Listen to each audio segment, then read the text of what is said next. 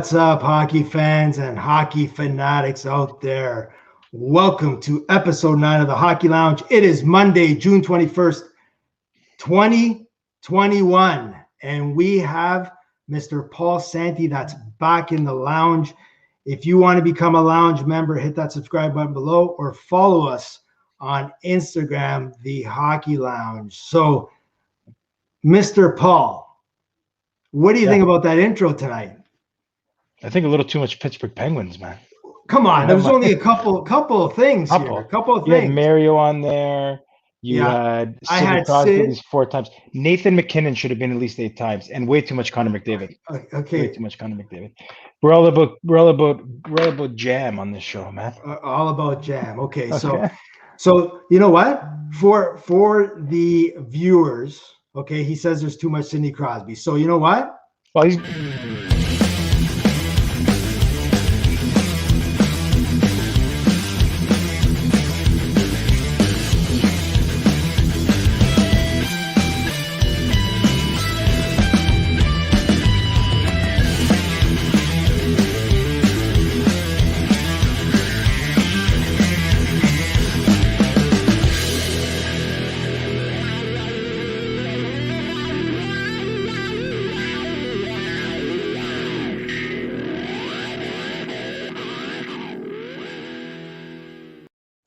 So you think there's too much Pittsburgh Penguins? a little bit, but it's not a big deal. It's not a big deal, man. It's going to be okay. I don't think people are going to have hurt feelings about it. Santi wants highlights of him on the Midnight Express going end to end from that. That's right. Yeah. All right. So episode 9 of the Hockey Lounge tonight. Again, we're going to talk about a few things. We're going to be talking about the Stanley Cup playoffs, Montreal Canadiens versus the Vegas Knights. We're going to be talking about the Islanders and Tampa Bay series, which is going on right now live. It's first intermission, and the Bolts, the Lightning, are up 3-0. They chase Varlamov out of the net, and Sorokin is now between the pipes for the Islanders. So a lot of things happening in that game there. Tampa Bay came out fire. So, before we came live here, we were talking offline, and we've been talking the last few days, Paul and I, about a number of different things with the series, officiating, some of the guys that are on in certain situations, the time management between some of the coaches. So, Paul, we'll talk about the Canadiens and the Knights right now. Your thoughts on that series, what's happening there.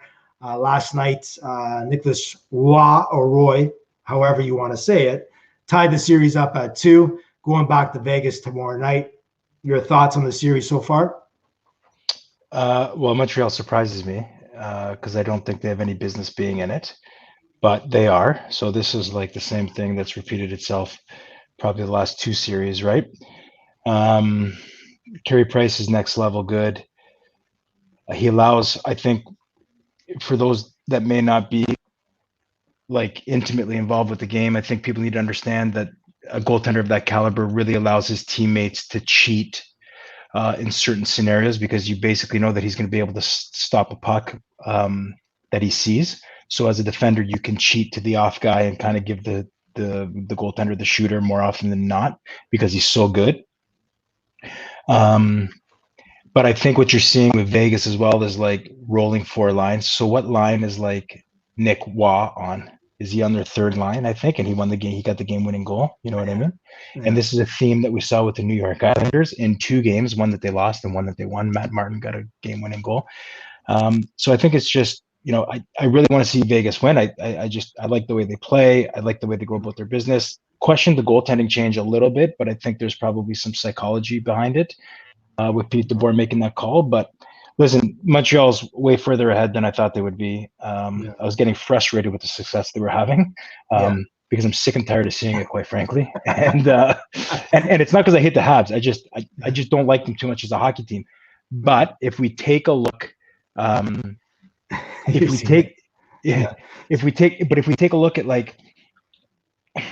we take a look at what you need to have success, like they've got one guy in Shea Weber that can just rally the troops. Everybody does what they're told, and he impose his will on them, right? So I don't know. It's an interesting exercise in like analysis of a team, I would say, for sure. Right. So You know what I mean? we'll get, for sure. The first thing I want to talk about with Montreal and Vegas, we have the Tipu family already chiming in about the intro, but I thought I saw a couple highlights from Austin Matthews after Sidney Crosby. So Teeps, we got the Leafs in there maybe once, and once was enough. So maybe the next time we do an intro, we'll get the Leafs holding something. I'm not sure what they're going to be holding, but they'll be holding something. All right. So Fleury gaffs on Friday night, and Pete DeBoer comes back with Leonard.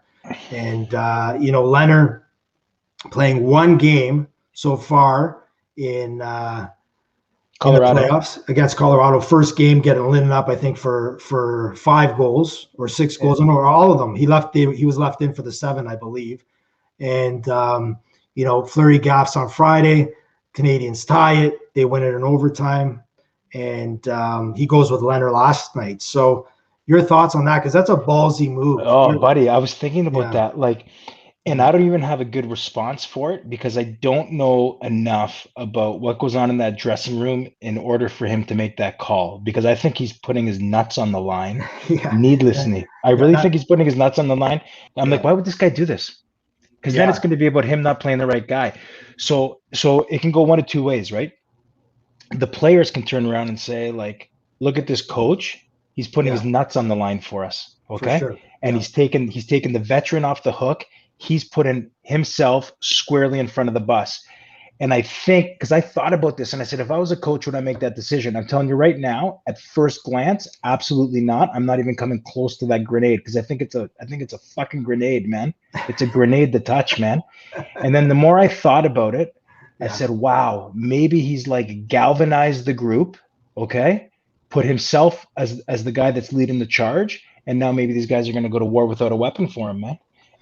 And Leonard played well, so right. So, but the guts and like we said, the balls it takes to do that. Fleury's 9-6 in the postseason with a goals against of 1.97, a save percentage of 921, 1 shutout.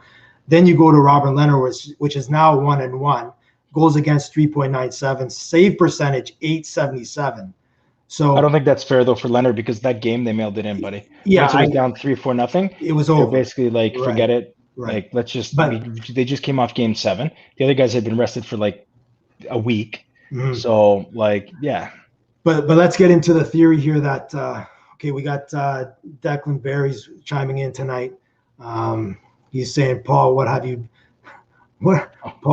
been your thoughts on the reffing within the Canadians and Golden Knights series?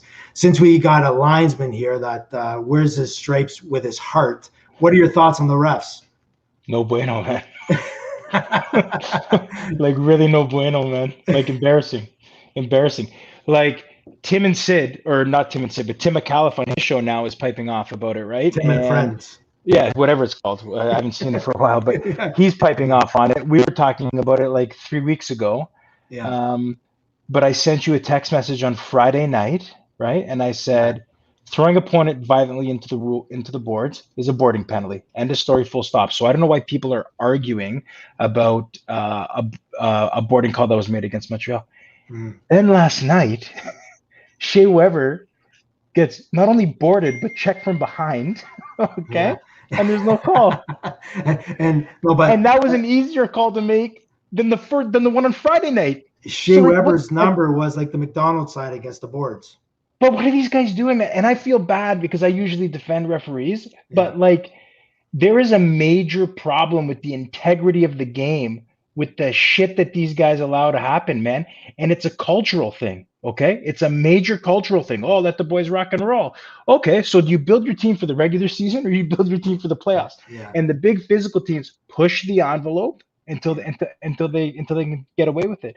And if the referees are going to let that shit go on, like Corey Perry got hit in the face with a stick. No penalty. His nose is half off. Okay. Blood everywhere. But the referee was right in the corner too. No penalty. Okay, but if I made that mistake in the Ontario Hockey League, I would get suspended for 2 weeks. Yeah, I would get suspended for 2 weeks. But the problem is, like you said, it's the culture. It's, again, we'll talk about Tim and Friends. They talked about it today, right? the things that are called, we talked about this last week too on the Monday, episode here.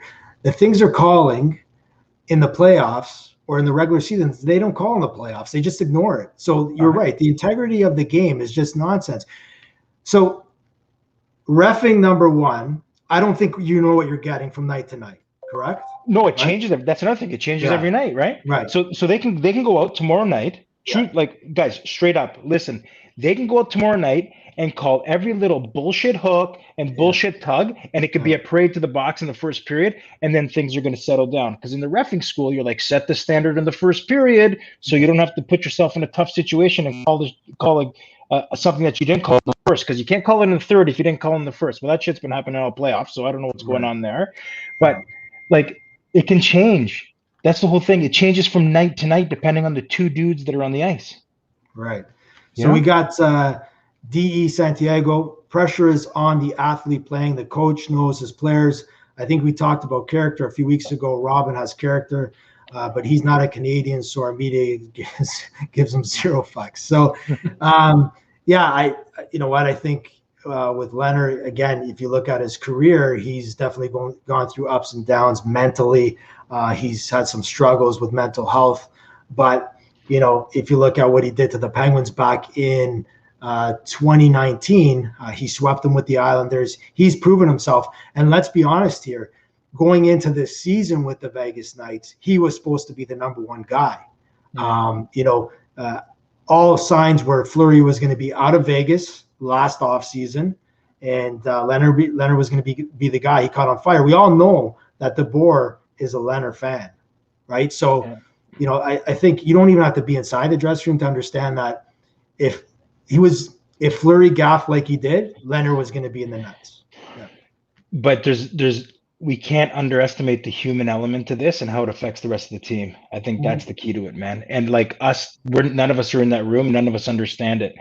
When you have two goaltenders that can play and you make difficult decisions around both those guys, it can have a strong impact on the team. And I know that from experience because I know it's minor hockey, but like the psychology of it is the same. When you've got two great goaltenders and eventually you make a decision where you're taking one guy over the next and it's not a popular decision, it sends a jolt through the rest of the team saying, well, shit, both these guys can play, but these guys are going with like the one guy over the other guy.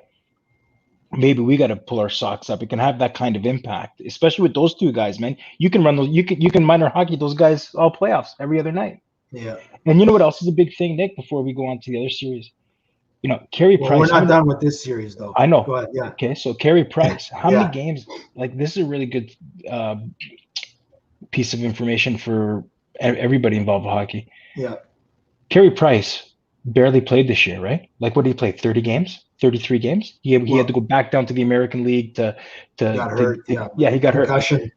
So you think maybe the reason why he's so sharp is he's got half the workload of the other guys. Yeah. And maybe it's time for guys to start taking a look and like stop riding some guys like 70 games, even 60 games. You know what I mean? Right. Because he's so fresh. I think there's a couple points to this series that, we talked about the refs. Definitely Carey Price is a game changer. We have Sensei Mario here saying that Leonard will be exposed for the Vegas Knights. But again, Declan Berry made a good point there, is that no players are going to be exposed because of their new franchise. Well, not new, but they came in the league at 2018. So nobody can be taken off the Vegas Knights. So both Leonard and Fleury will be back unless I see probably a trade in the offseason. One of them has to go because that's a lot of money tied up in both goaltenders. But that being said, we talk about the Montreal Canadiens here. And for anybody that's been watching that series, and hey, listen, you know what? Am I thrilled that Montreal's in this situation tied 2-2? But you got to give them credit. They've been playing really good hockey. The one thing that they've been doing, Paul, and I don't know if you've noticed, a lot of their chances are coming off breakaway chances, two-on-ones, counters. And what's happening is the gap in the neutral zone between the Vegas D is pretty wide open, and they're cheating. So like you said, having Carey Price back there, you can compensate because you got a wall back there and you can cheat a little bit. They're blowing the zone, right? And if I was Vegas, I'd start throwing pucks back up to the top and just getting them towards the net, man. Because like, Yeah. you're he anticipate that guy's Carey Price's anticipation is like him and Vasilevsky. They're on another level compared to all the other dudes. Okay, so their anticipation of reading the play where the puck is going before it gets there and understanding where the puck is going to be shot. It's an art, man. It's so difficult to teach that stuff, and they cheat towards the play where they think it's going, and 9 times out of 10 they're right. So if I were Vegas, I would just like get out of that structured stuff, throw pucks to the top and get to the net, and just try. And like all you've got to do is beat the guy that's coming up to block the shot, just get it past him and just get it towards the net. Right. And those are the goals that you're going to score against Carey Price, the greasy goals, just like last night's overtime goal. Yeah. Get pucks to the net, get guys in front of his eyes and just get dirty rebounds and put those pucks in net.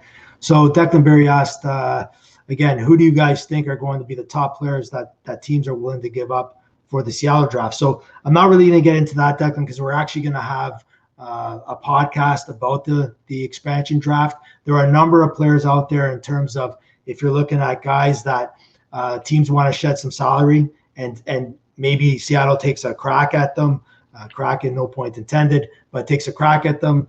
And, you look at a guy, and I'm just going to tell you in terms of a couple guys that I see, probably a guy like Jason Zucker of the Penguins. You might even see a guy like Pettersson out there, guys that have larger contracts, a little younger, under 30, they might take a chance at. There's even talk, and we'll be talking about this more tonight, about a couple of trades that Seattle might get themselves involved in. First off, they got to pick a coach, and Rick Tocchet, and there's a few other finalists that I think by end of the week or early next week, we'll know who the Seattle coach is prior to the draft. It's going to be Rick Tocchet, no? It's going to be Rick Tocchet. Yeah, no? It might be. I think he's leading candidate. But Declan, stay tuned for that podcast because we're going to go team by team in terms of who we think is going to be unprotected. And again, you have to remember sometimes teams will unprotect players like an older player because they know that they won't be picked up by the Seattle Kraken. So again, Sensei Mario Oshie, first cap in Seattle. We'll see about that. So again, COVID protocol. COVID came up with the Montreal Canadiens. Deschamps, big news. That was on Friday. Deschamps off the bench. Luke Richardson taking over as the head coach. Alex Burrows as assistant coach. So again, Paul, you know what? You've coached high-level hockey. That might have been, again, a rally around the team for the Canadiens to come up with that win for Luke Richardson. That's a tough call. They found out about that in the morning, and they tied the series up with that beauty on the 2-on-1 goal there. But again, what are your thoughts with that? Because series could have changed there. Yeah, it's a tough one, man. It's really dependent upon the individual taking over. Not knowing either of these men, Luke Richardson or Alex Burrows, I'm sure the team is.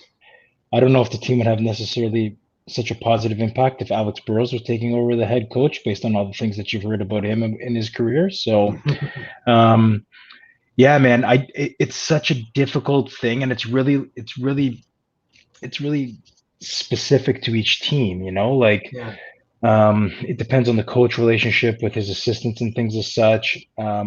But I think Luke Richardson, just from longevity in the league, just from the way he played, I think he brings instant credibility, maybe in a very similar way that Rick Bowness helped out Dallas last year. You know what I mean?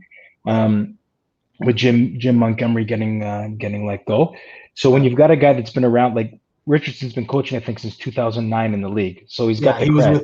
He was with Ottawa for a long time. Yeah. So it's not like, it's not like what's an example? It's not like Manny Malhotra taking over for Sheldon Keefe, in a pinch. The guy's been running power play for 5 minutes. So it's a little bit of a different situation, you know what I mean? But I think it's very specific to the dynamics of the coaching staff and even how the coach is with his players. I really think it's and the leadership. You got a guy like Shea Weber, he's basically like a player coach. So he's not going to let any bullshit fly. And you got Eric Stahl. Like these guys have won, they're pros. They're not going to let any bullshit get too far outside the door. regardless of who's on the bench. And he won't be back for the remainder of the series here because he has to quarantine for 14 days. So now Richardson's at the helm here. Again, that throws a little bit of a wrench, with not having your head coach there. But again, both games, Friday and Sunday, go into overtime. I definitely think this series, going into last night in that overtime period, I thought that if Montreal won, they would really put Vegas on the line here because they'd be up 3-1. Now you're going back to the Ruckus Arena in Vegas, 18,500 people. That place is going to be going bananas. You have no head coach, Paul, right? You have Luke Richardson. And then also, too, is that the Vegas power play has gone lifeless here in this series. If that wakes up, I think it's a different animal. I really think that game last night was a must-win for the Montreal Canadiens. It was. Because they go back to Vegas different, Not just that, Nick. Vegas would have been fragile, buddy, because of the way that they lost game 3. Yeah. And then losing game 4. I'm telling you, they would have been it would have been extremely difficult for them to overcome that. That's like pure fragile. They were very fragile. After that, after Fleury kicked out that puck and made that beautiful pass to Josh Anderson, they were fragile, and good for them for winning that game for 2 reasons. Number one, I took them in play plus 200 at the start of the third period, Vegas. Okay, because I was like, the hell with this shit in Montreal taking all my money. It's got to stop eventually. Yeah. Okay. Yeah. But they dug deep, and they were shitty goals. They were shitty goals.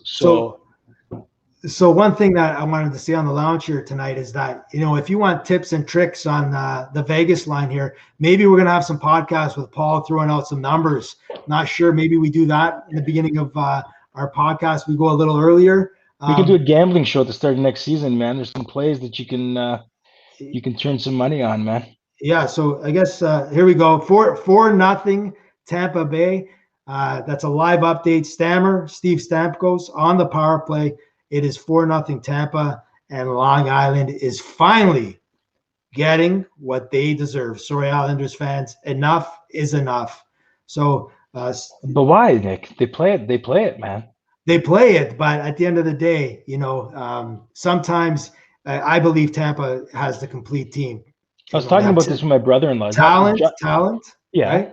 Yeah. Talent, and they also have grit, right? Yeah, and they got Victor Hedman, buddy. They got Vasilevsky too, all world, 100%, right? Yeah. So, you know what? Josh Bailey's super underrated. Yeah, but you say that, but Paul, at the end of the day, he's super underrated. But what does he do in the regular season there? How is he? Okay, maybe he's a playoff guy, but again, these are the stories. People love this stuff. Guys come out in the playoffs, they play, right? But they're doing nothing in the regular season. But he's good though, man. Yeah, he's a good hockey player, 100%. 100%. But if we go, nobody gets horned up about Josh Bailey, but maybe they should get a little more horned up over Josh Bailey over some other guys that everybody gets horned up over. Right. Right. Like some of the dudes in Edmonton, everybody gets a hard on for. You know what I mean? Maybe I get it. Maybe a little more Josh Bailey. Yeah, is good for teams. Okay. For sure. I definitely listen. He's a good leader. He's been on the island for a long time, right? If we dive into his stats here in a bit, I'll dive into his regular season stats. But hey, he's playing well. But again, you look at the Islander team. They have they have Noah Dobson, which I think is going to be a stud on the back end. They have a couple other no-namers. But let's talk about before we jump into that series here. So, what are your thoughts here with? When I look at the Montreal Canadiens, a few players that have really, really impressed me, and we talked about the Knights a little bit, but the Montreal Canadiens, like a Paul Byron, Josh Anderson, Philip Deneau,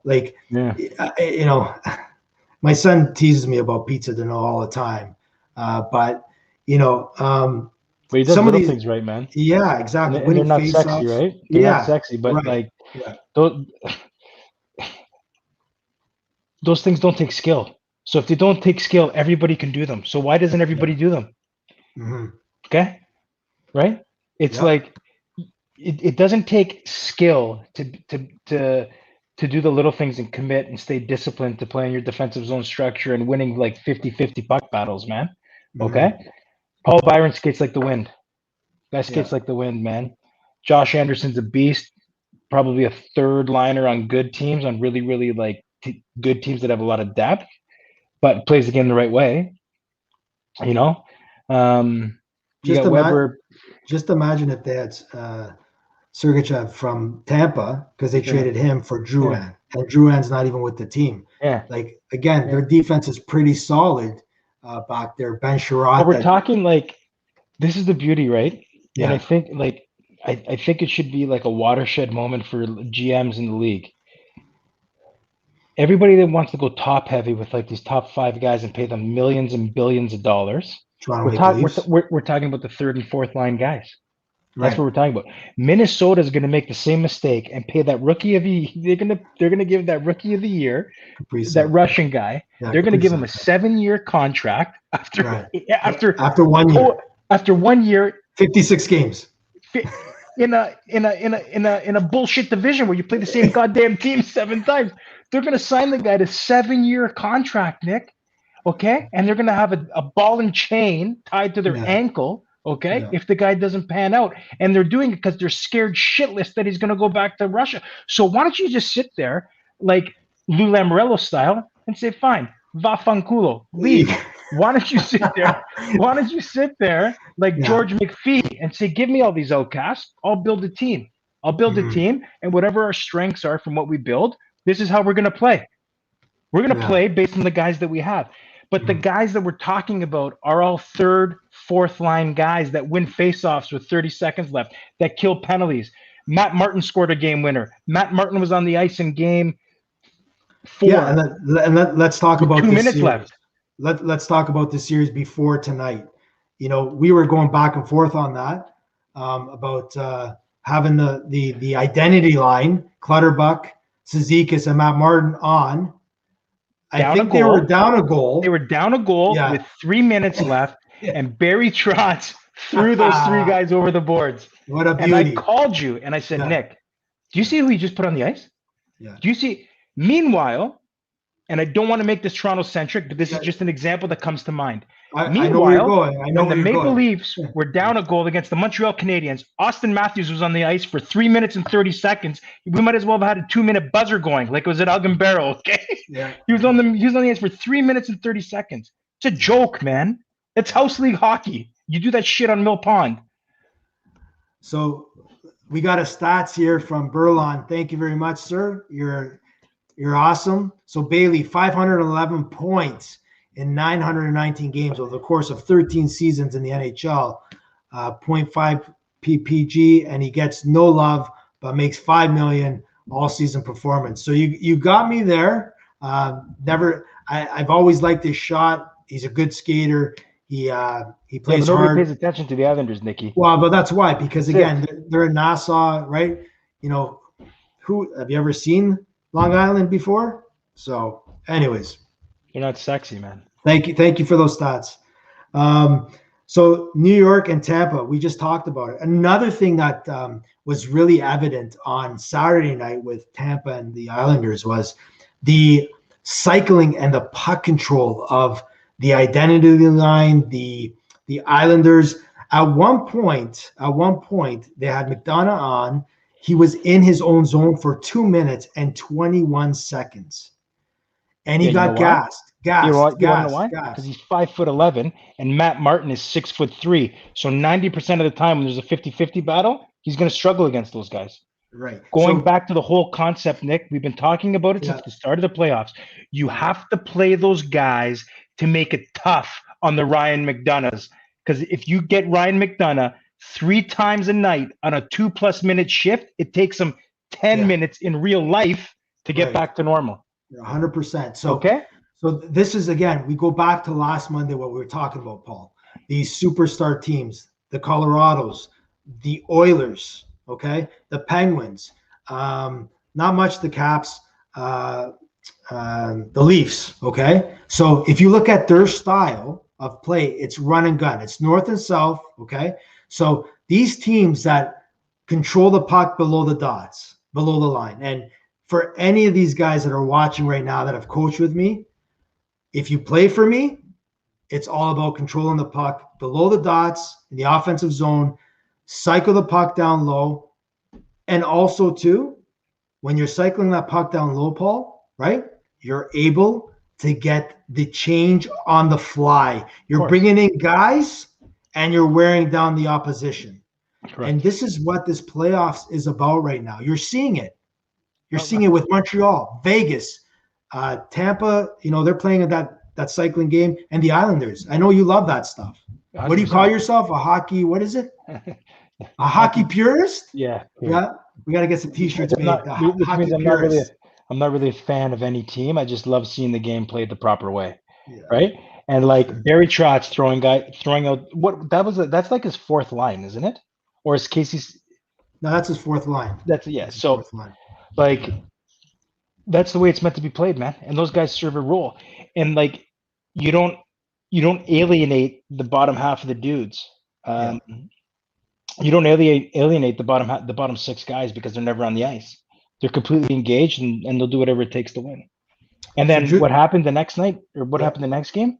Matt Martin scored the game-winning goal, bud.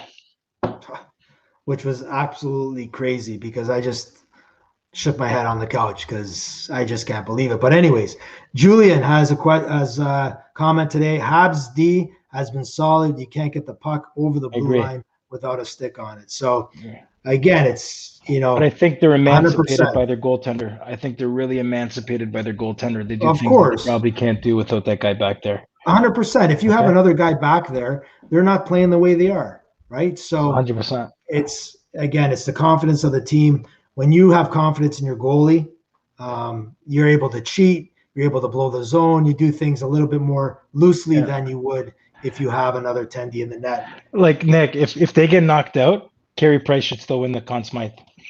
I would say that. I would say that if they went to the finals, because the only goalie to do that. No, there's two. There's two here. So there's two goalies. Sorry, you got me there. So Sensei Mario, I know he's watching right now, and he's gonna have, he's got his jersey on.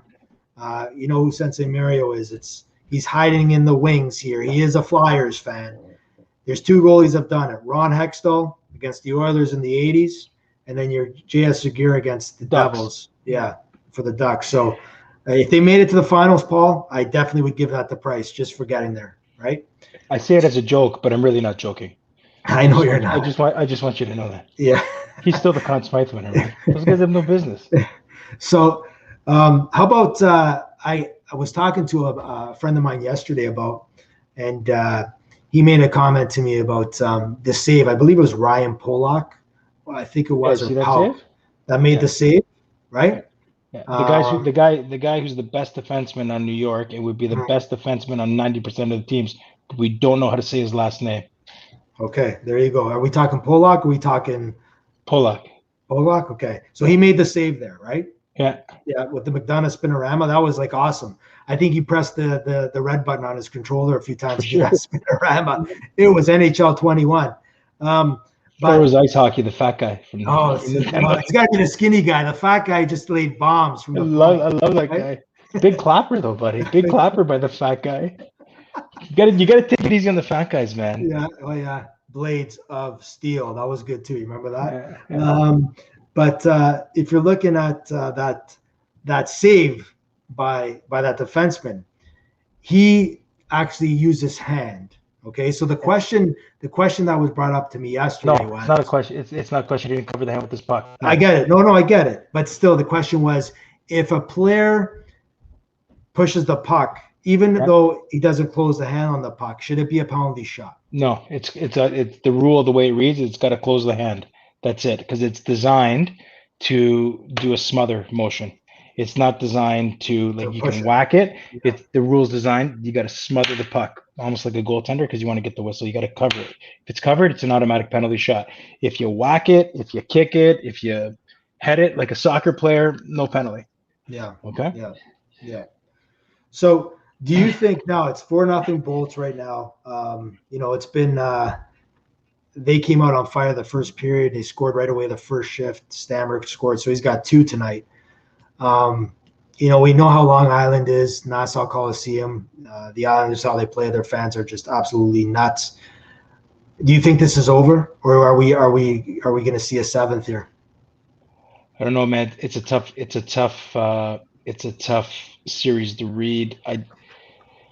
I think I've been waiting for like the Achilles heel of the goaltending to drop with the Islanders, and it hasn't. And I think this might be tough for both those guys to bounce back from, because now they're like, wow, we laid an egg.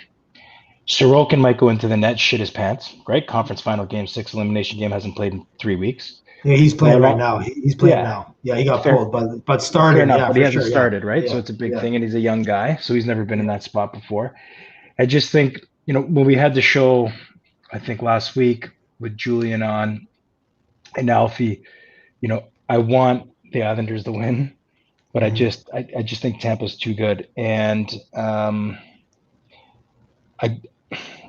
they're losing 4-0, so it's easy to sit there and say, "Oh yeah, they're going to win in 6." You know what I mean? But I just always thought that the goaltending. I'm not a fan of Varlamov. Yeah, like I just think it catches. I think it catches up to you. Which, and if you keep those principles true, that's why Montreal is where they are, because of their goaltending. Okay, so it's you can't suck and blow here, man. So you got to be pretty consistent in the principles you're going to apply. So I think Tampa Bay is going to win, whether it's 6 or 7. I don't know. It would be upsetting because I really like the Islanders, man. Like I like the way they're built. I like. But going into these conference finals, whatever you want to call them, semifinals, I'm just letting everybody know, they are giving the trophies. The Wales and the Campbell Conference are going to be given out to the winners of these finals here. But in terms of when you looked at this Final Four per se, and we talked about this, you talked about Vasilevsky, Price, Fleury, Leonard, then you have Varlamov, Sorokin. So just looking at those first 3 that I talked about with Leonard and Fleury, battling for the cage there, I think the Islanders, that's where their weak point was. 100%. You give them Carey Price, it's a different, like you're talking about, it's a stone wall, like, so. But we have, again, Teeps Stammer, good old Macedonian, I guess. Is that how you say it there, Teeps? Boy. Macedonian, buddy. Macedonian. Sorry, man. Macedonian. Whatever. But sorry, I don't want to get hooked on phonics with you there, buddy. Yeah. Well, whatever. Sorry, this fucking machine doesn't work tonight. So anyways, just in terms of let's talk about Stammer for 1 second here. So I'm not sure that a lot of people know, how many red hats did he win? I'm going to put this out to you. Actually, Brandon Berlon beat him in Pee Wee to win the red hat, because Richmond Hill beat them. I think they won it every year except maybe that year. Okay, so how many red hats does he have? How many? Just let's put it out there. Wonder if Berlon knows. Does Berlon know how many red hats? Berlon would know for sure, because Berlon played against them his whole life. So, but that team stuck together, right? They stuck together. They played for Paul Titanic. Nobody left the GTHL. Everybody's made a decent career. So I believe now Berlon. Again, you can chime in here if you're watching, but I think, as far as I know, I think he won 7 red hats. Well, he didn't play after minor midget. So I think that's the record. Oh, he says 5. Okay, so 5. Teep says 9. No, impossible, because he didn't play 9 years of minor hockey. Okay, so I think 7. Berlon's saying 5. We got to find out here. I'll have the answer on Wednesday night for our podcast here. Sorry, Teep says 7. Okay, so I heard it was 7. I'll ask Stephen Gaunt. I talked to Stephen Gaunt, whose son Cameron played on that team. So I'll call Stephen. I think Stammer has a record for it. That's what I heard. It just wouldn't be Stammer, Nick. It would be Delzato, Cody I get it. Hodgson. I get it. But I'm just saying, when I've been to a few of those red hat ceremonies recently. Yeah, buddy. And they always bring up Steve Stamkos and his record of 7. They don't talk about Michael Delzato. And they should, but at the end of the day, Stammer is. Berlon says more than I did. Attaboy. But got one though. Get one's a big deal, man. Yeah. Well, there's a few in this house, so yeah, I'm gonna take those, hide them, and Teeps can come on and see a few of them. But anyways, so we talked about a couple of the signings over the weekend. So first thing I want to ask you here is Jason Spezza. Okay, Yeah. Leafs are bringing him back, and Julian, I know that you asked about the reffing. You wanted to talk about the reffing. We touched on that in the beginning of the show tonight, but we'll definitely talk about that later in the week. We can do a whole show on reffing, man. Yeah. Paul will even wear his jersey. Where we'll run clips. Call? Non-call. No, there you go. And that guy gets paid $250,000 a year to not make that call. Okay? And I got cut in January, making $75 a game in the OHL. But my dad got 2 free tickets every time. And listen, you had free pops too after the game there, bud. Okay. So you know what? So Wikipedia says 8 red hats in a row. I don't believe Wikipedia. Okay, so yeah, right. So Paul's going to get some information. Thanks, Teeps, for the info there. So Jason Spezza signs 1 year, $750K. Yeah. All right. Now we talked to what? It's good signing, no? Okay, so I have to disagree with that. Okay. The reason why I'm going to disagree with that, he's 1 year older. Okay. Mm-hmm. And we're just seeing it right now, the type of player you need on your bottom 6. You're talking about Yanni Gorge, you're talking about Goudreau, you're talking about guys like Coleman. You talked about going heavy top 6, which the Leafs are. They don't have enough sandpaper. Well, they don't have money to spend properly. Well, that's 100%. Okay. So, they also have nobody with presence. They have nobody with presence. But Spezza was their best player in the playoffs, hands down. I think Spezza still can play, but you have to remember he's a year older. Yeah, I don't think they're bringing him back for the actual legs and physical attributes. I think they need somebody there with presence. I think the only 2 guys with presence is Muzzin, who is Friolan, so his last name is really Muzin. So Muzin and Spezza are the only 2 guys with presence. Those are 2 guys that probably control the room and say, listen, enough with this bullshit. This is how it's going down. Just like Roberto Luongo did with his team, just like Shea Weber does with the Montreal Canadiens. Do you think anybody in Tampa Bay stands up to Victor Hedman when he calls the shots? Do you think anybody stands up to Victor Hedman? Let's go back to here then. Let's go back to this. Corey Perry has 1 year. Yeah. Nick, stop hating the Leafs. I'm not hating the Leafs. You're talking about Perry, Stahl. Yeah. So I want to talk about good point. Good point. Okay. But I don't hate the Leafs, but I'm telling you right now, I'd rather have Corey Perry than Jason Spezza in the playoffs because there's a comment that Paul made on our second episode. You got to want to step on your mother's straw with your skate blade to win in the playoffs. Yeah. Right? Okay. So you have, 700,000 again, but where is the grit with this team?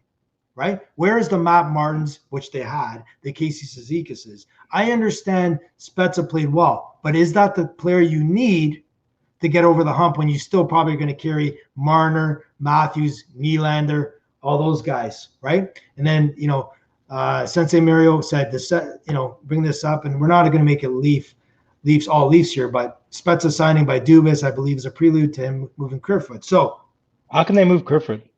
So that's a segue into something that I heard today. What's wrong with these guys?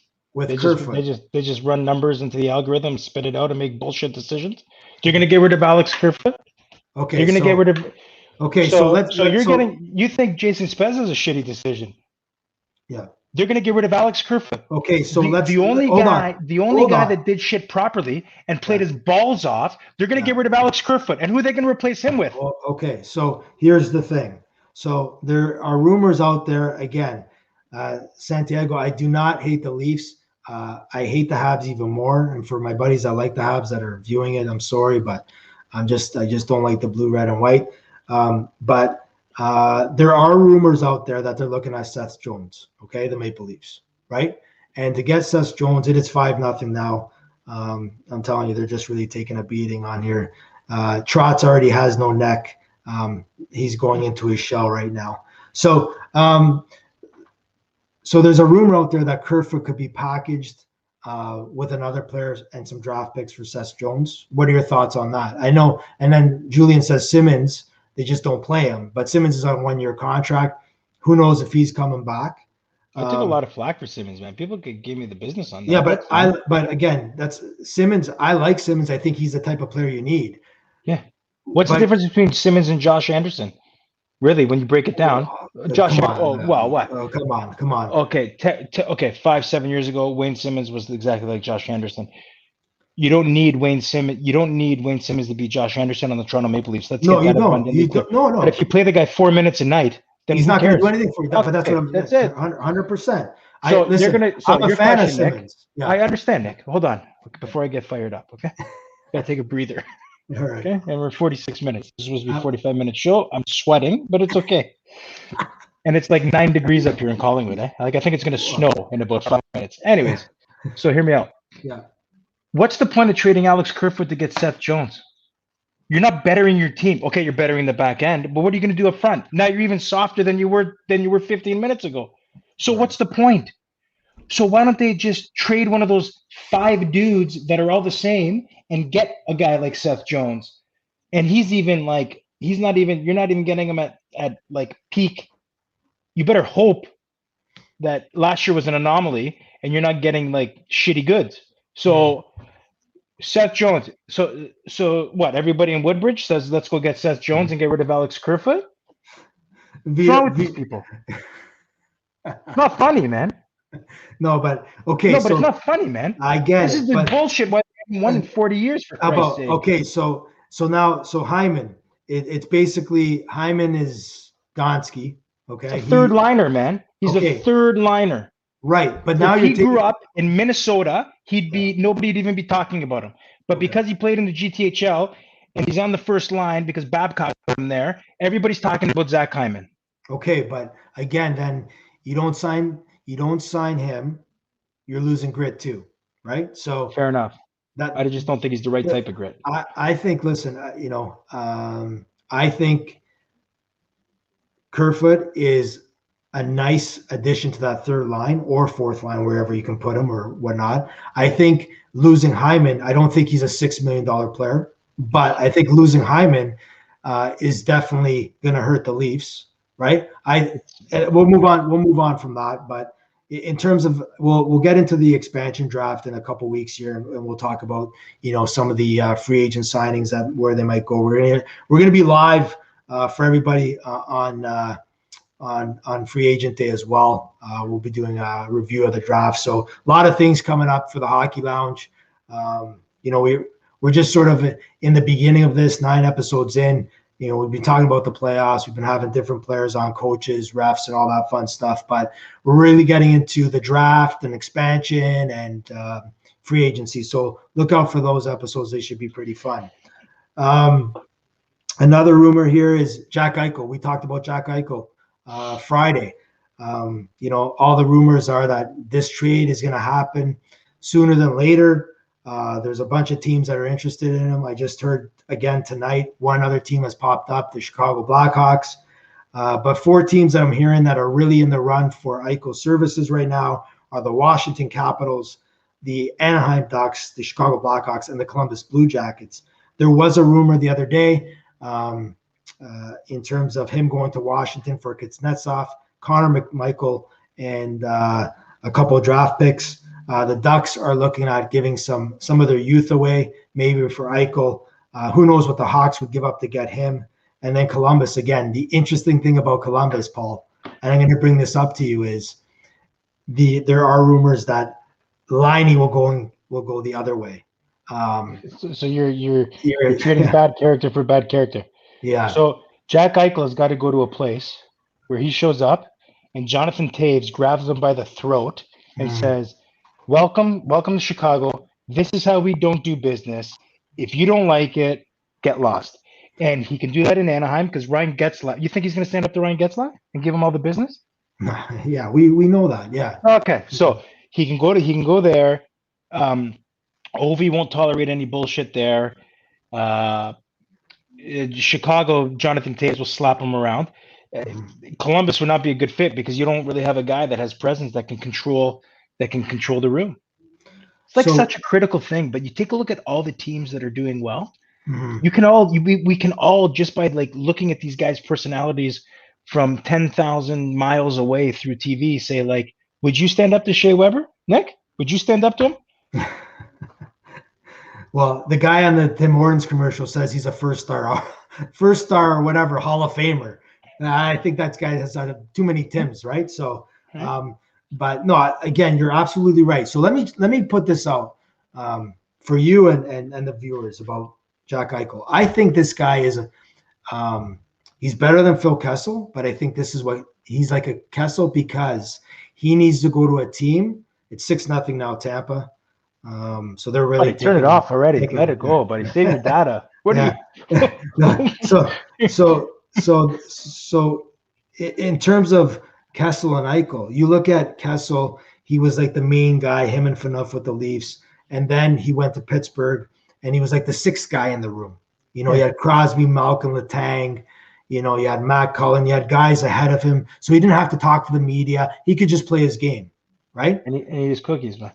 And his cookies and his hot dogs, right? Like hot dogs every game. So I think Eichel, what he needs is he needs to go to a team where he's not the number one, like with media, because he looks like a little bit of a jabroni. You know what I mean? He looks like a chia pet on steroids, right? But would Patrick Kane not have been the same if he didn't have Jonathan Taves to slap him around or Duncan Keith? He's slapping around taxi cab drivers in Buffalo, right? So, yeah, I think you understand my point. Like I think they rein that stuff in.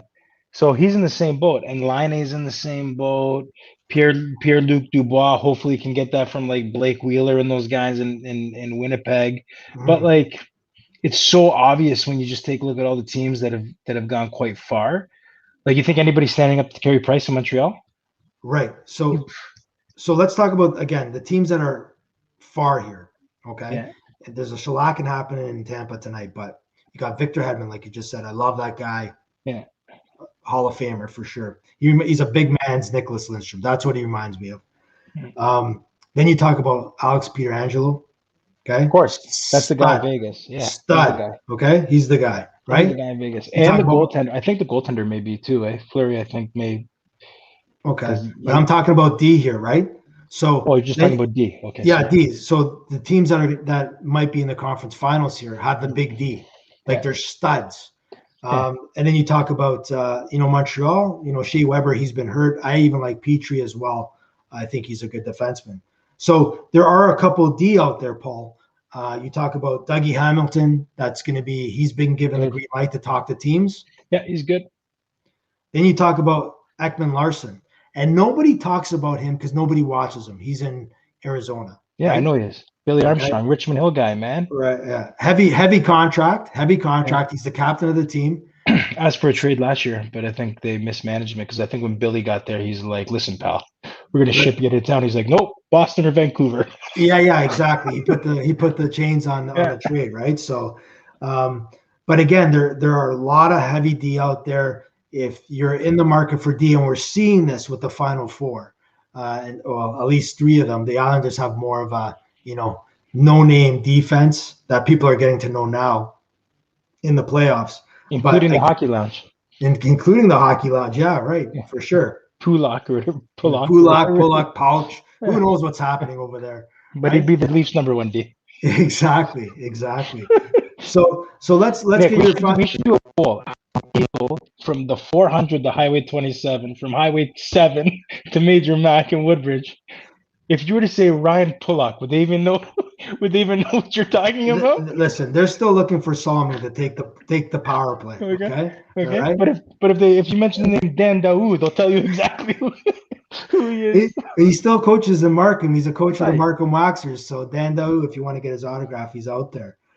All right, Paul. So final thoughts on Vegas and Montreal before we get out of here.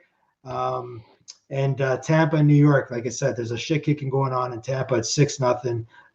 Pierre Pajot wishes he's in Ottawa right now.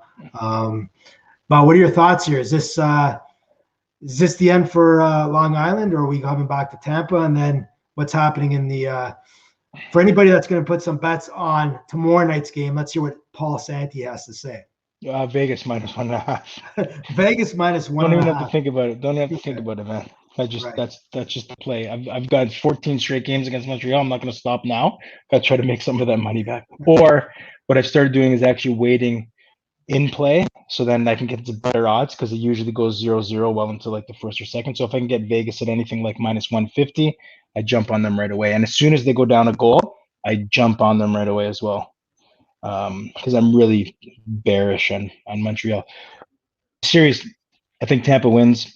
I said it a couple weeks ago. I just think the goaltending. It will be interesting to see how the goaltenders respond. So I'm just interested to see how the New York Islander goaltenders respond, because I think if they fall flat on their faces, it's a growing moment for them, and the pressure may be too much because of the way they lost. So the way they lost is a big thing about tonight. So it'll be very interesting to see how like the athlete responds, and how the coach tries to control that. How Barry Trotz tries to control that for the next 48 hours. And listen, Vegas, I'm not gonna change my mind. I think they should have won in 4. They didn't. So I think they're gonna win in 6. And but Carey Price is a pleasure to watch. So and if people pay attention to the way he plays, just really want to pay attention to sometimes the defensemen being able to sell out on weak side players that don't have the puck, because they know that the goaltender is gonna stop the puck. Like it really frees up your D. So Vegas those are my Tampa in the thoughts. finals. Yeah, man, it'd be awesome, man. Vegas Tampa. That's going to be a wild one. We'll see what happens. There's still a lot of hockey left to be played here.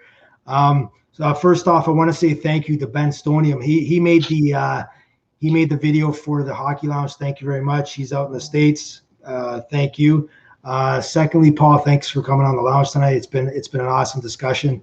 Thanks for all the viewers and all the comments tonight. Muchly appreciated. If you want to become a lounge member, hit that subscribe button below. And if you love P. Diddy in the lounge, and he might be back again very soon, hit that like button, because we want to know how much you like P. Diddy out in Collingwood, hanging out with the O-Dog probably down the street. Again, thank you, trying Paul. to get a beer sponsorship deal for the Hockey Lounge. There you go. Awesome. So Wednesday night, we'll be back live, 9 p.m. Joseph Cramarosa, NHL hockey player, he will be live. We'll hear the ins and outs, what it's like to fly NHL style, hotel style, all that fun stuff, game day preparations, practice, game days. In the playoffs, he was with the Minnesota Wild during the Vegas run there in that first series, so we'll get some inside information on what a day in the life of an NHL player is. So thank you to all the viewers. I just got a couple of texts here that a couple guys missed the intro, so I'm going to play this before we leave. Again, if you want to become a lounge member, hit that subscribe button below. Follow us on the Hockey Lounge on Instagram. Thank you again. We will see you Wednesday. I'm going to play this out while we leave, and have a great night. Enjoy the hockey. Thanks for watching. Good night.